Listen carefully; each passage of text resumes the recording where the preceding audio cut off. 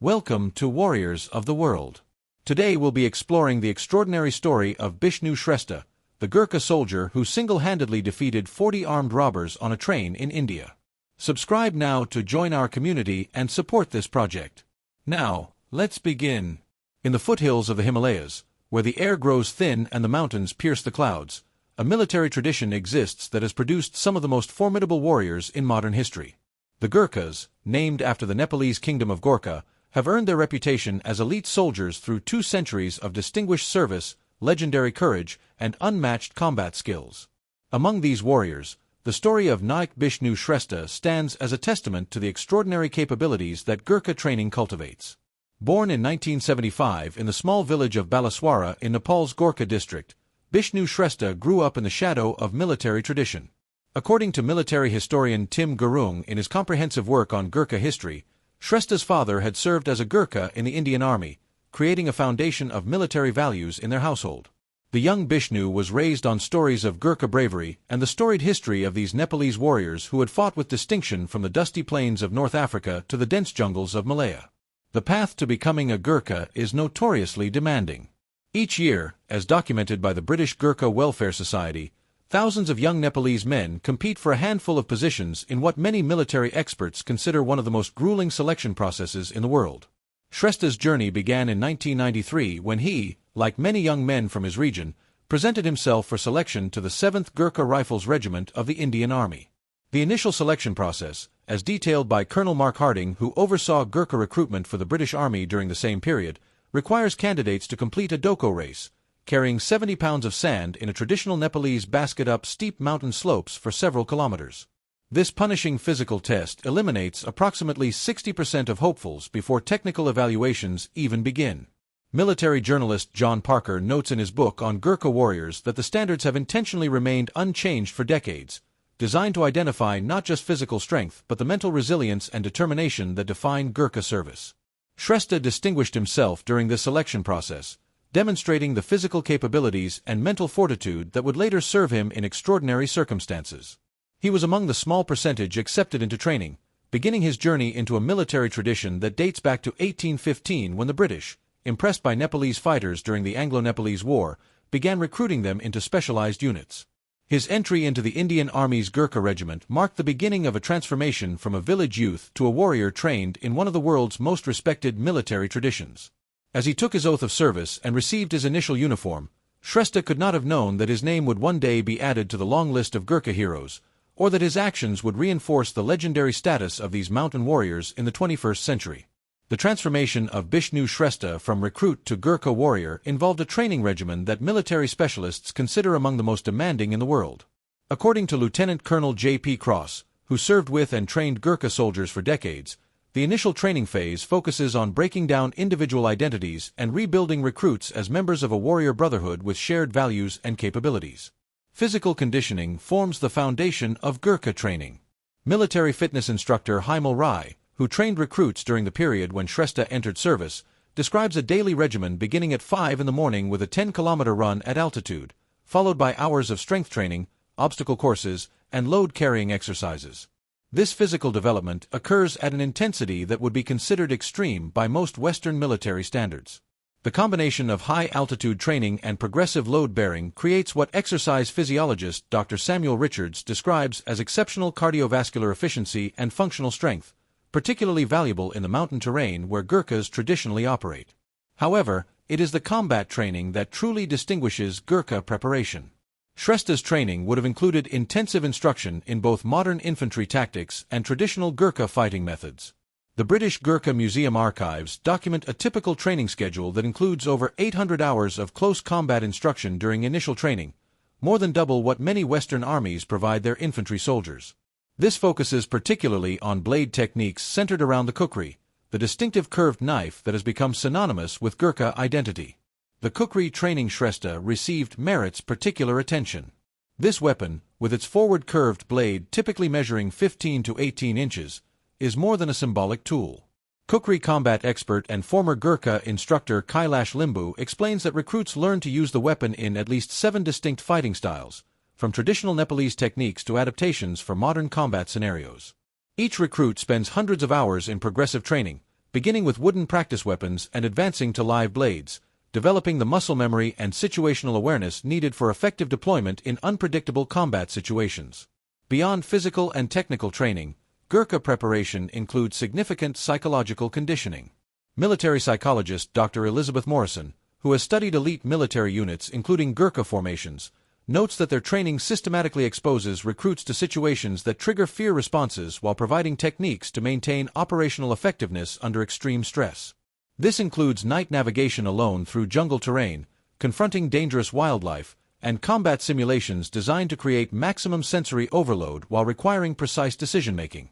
By the time Shrestha completed his initial training and formally joined his regiment, he had been transformed through a process that Defense Ministry statistics indicate eliminates approximately 70% of those who begin it. The resulting warrior possessed not just physical capabilities far beyond average military personnel, but a psychological approach to danger that former Gurkha commander Charles Haviland describes as an almost supernatural calm in situations that would trigger panic in most soldiers. As Shrestha progressed through his career, reaching the rank of Naik, equivalent to corporal, he continued the intensive training regimen that characterizes Gurkha service. Regular refresher courses in both modern and traditional combat techniques, survival training, and increasingly complex tactical scenarios ensured that his capabilities remained at the highest level. This continuous development created the warrior who would, when unexpectedly thrust into extreme danger, respond with a level of effectiveness that would astonish the world. The events that would etch Bishnu Shrestha's name into military history occurred on September 18, 2010. Having recently retired after a distinguished 18-year career with the 7th Gurkha Rifles of the Indian Army, Shrestha was traveling as a civilian on Train 2392, the Moyar Express, from Ranchi to Gorakhpur in northern India. According to the official Indian Railway report filed after the incident, the train was passing through a remote section of West Bengal, near the Chittaranjan station, when it entered a stretch of track known for criminal activity. Based on subsequent police investigations documented by Inspector General Vikram Singh, approximately 40 armed robbers had planned the attack with considerable preparation. At approximately 10:30 in the evening, as most passengers were settling into sleep, the gang pulled the train's emergency chain, bringing it to a halt in an isolated area.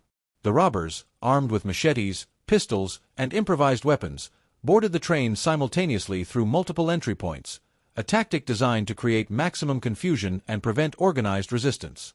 Moving through the sleeper carriages, the criminals began a systematic robbery operation, threatening passengers with violence and collecting valuables, cash, and electronic devices. Court documents from subsequent prosecutions indicate that the robbers employed excessive violence even against compliant victims, creating an atmosphere of terror that paralyzed most passengers. Witness testimonies compiled by railway police describe how travelers were beaten regardless of cooperation, with particular brutality shown toward those who appeared vulnerable. Shrestha, traveling in civilian clothes, initially remained quiet, following the Gurkha tactical principle of situational assessment before action.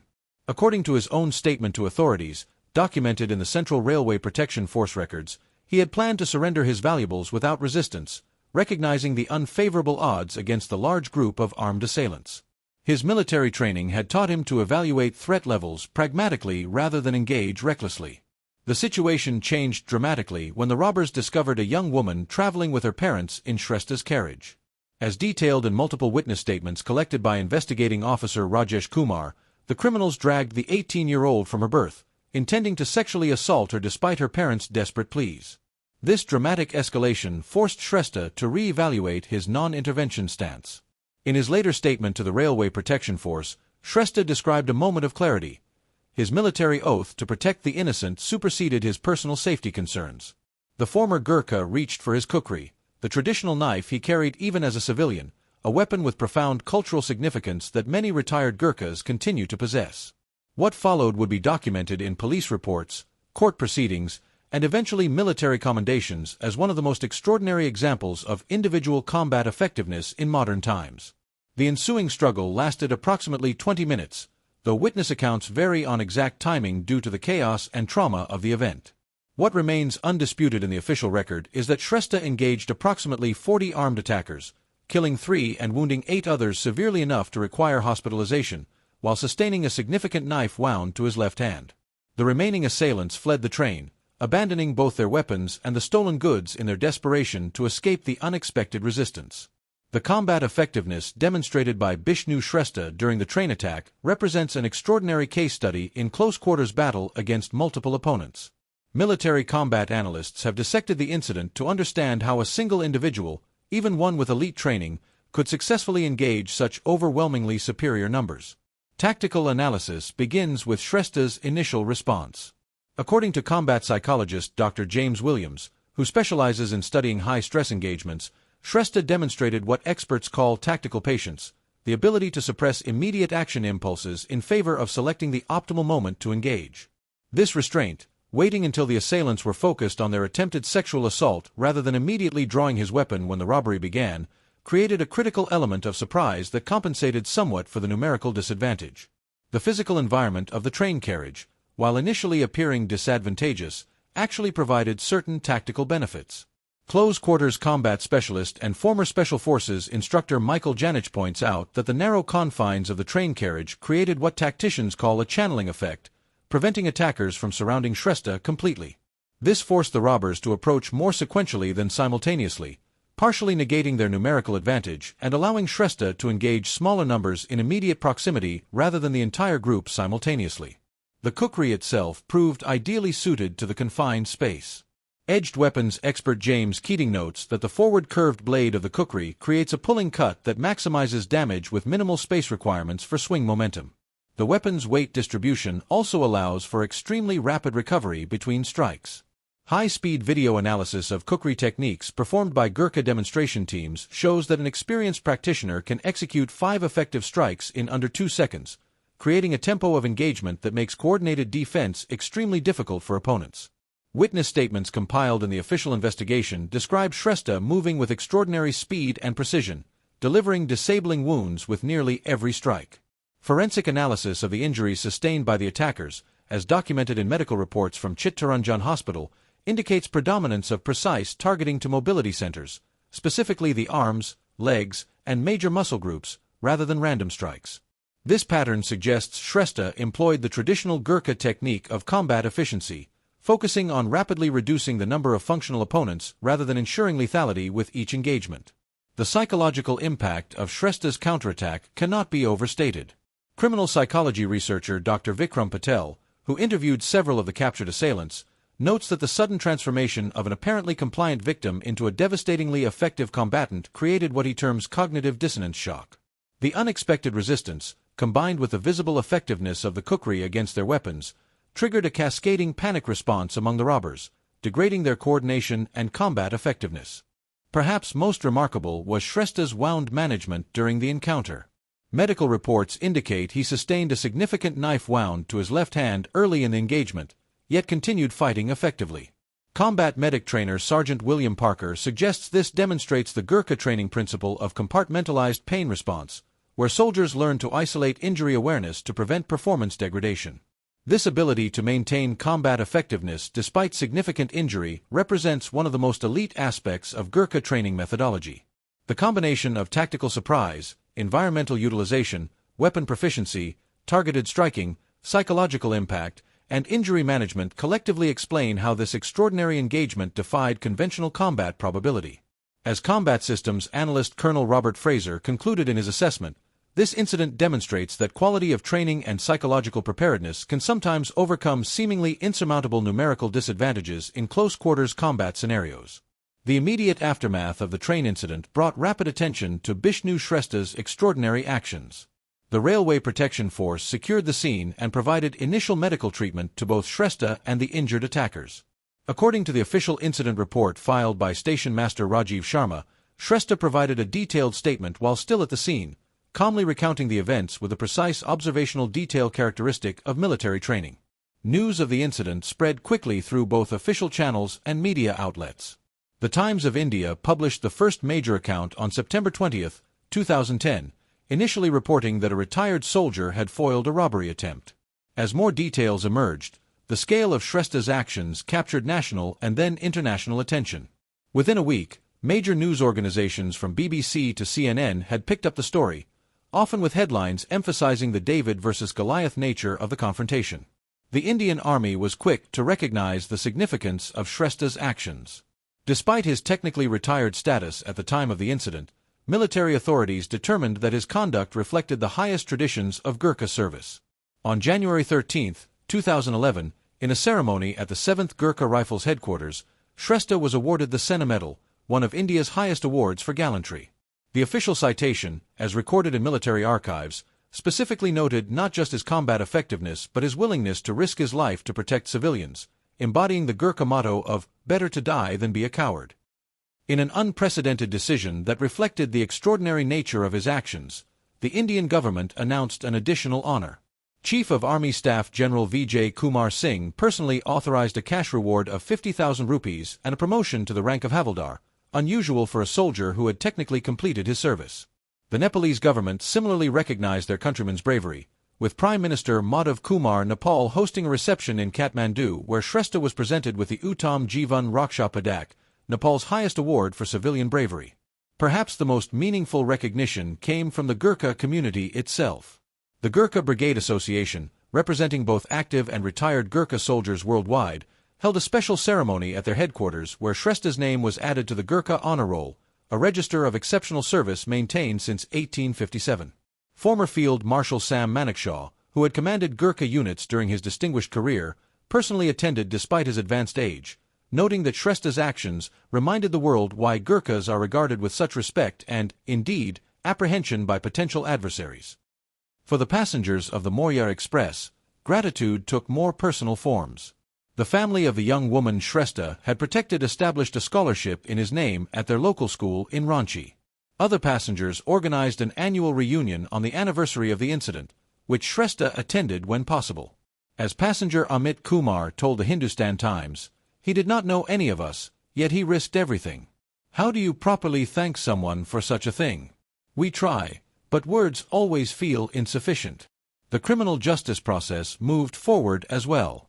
Of the 40 original attackers, 11 were eventually captured and prosecuted. Court records from the West Bengal Central Court show that 3 received life sentences for murder attempt and armed robbery, while the others received sentences ranging from 10 to 15 years. Judge Pradeep Kumar noted in his sentencing remarks that the case represented an extraordinary example of heroism prevailing against criminal intent, and that the sentences were designed in part to deter similar gang activities on railway routes. The train incident fundamentally altered the trajectory of Bishnu Shrestha's life and career.